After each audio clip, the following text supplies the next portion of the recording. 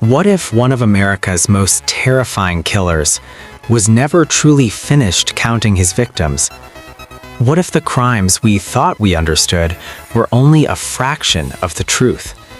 And what if the women whose names were never spoken were hidden in plain sight, forgotten by history?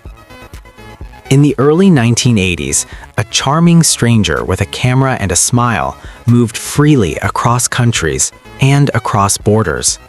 He targeted women with dreams. He left devastation behind. And when he finally died, investigators believed the nightmare was over. But decades later, new revelations and old evidence raise a disturbing question. Did the so-called beauty queen killer leave behind victims we never connected, especially here in the United States? Christopher Bernard Wilder didn't look like a monster. He looked like opportunity.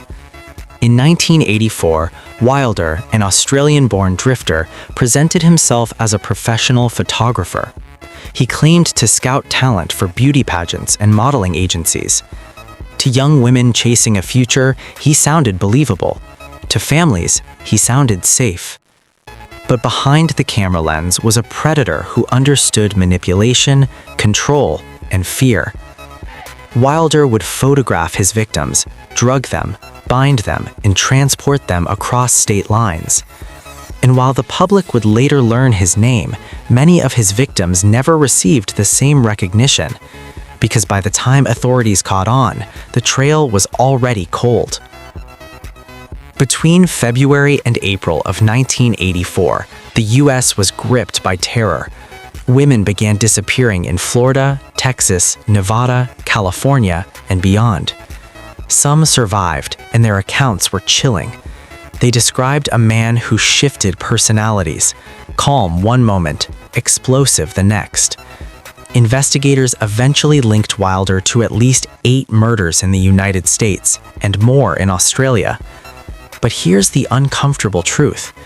Those were only the cases with clear evidence, and Wilder didn't live long enough to tell the full story. On April 13, 1984, Wilder was shot and killed by police in New Hampshire. The official story closed quickly, too quickly, because across the U.S., unsolved cases remained. Cases involving young women, roadside encounters, staged photo sessions, and disappearances that mirrored Wilder's known methods. Different states, different years, different jurisdictions. No centralized system, no shared databases, and no way at the time to connect the dots. But what investigators are now revisiting is whether those dots were always connected. Some victims never made headlines. They weren't pageant winners. They weren't part of confirmed timelines. They were classified as runaways or missing persons. But patterns don't lie. Wilder traveled extensively.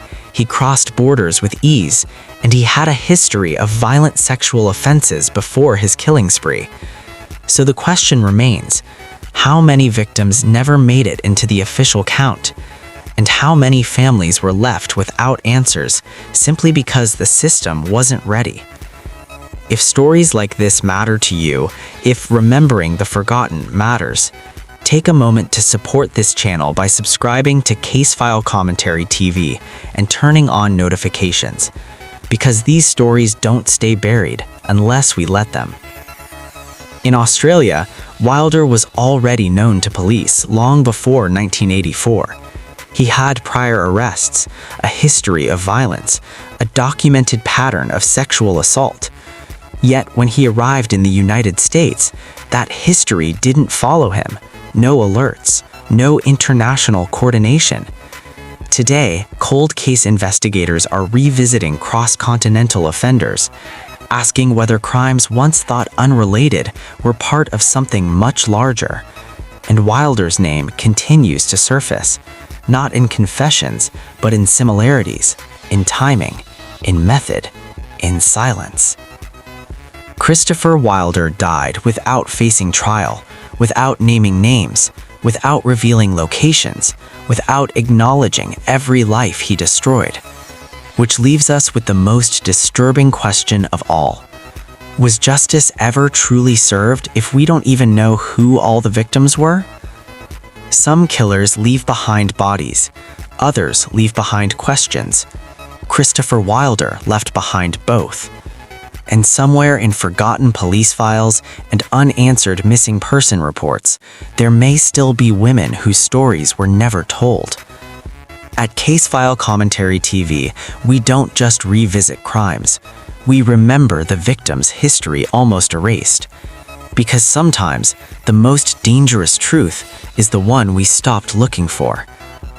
If you want more deep dive investigations into hidden cases, forgotten victims, and the truths buried beneath official stories, watch the next video on Casefile Commentary TV, because every victim deserves to be remembered.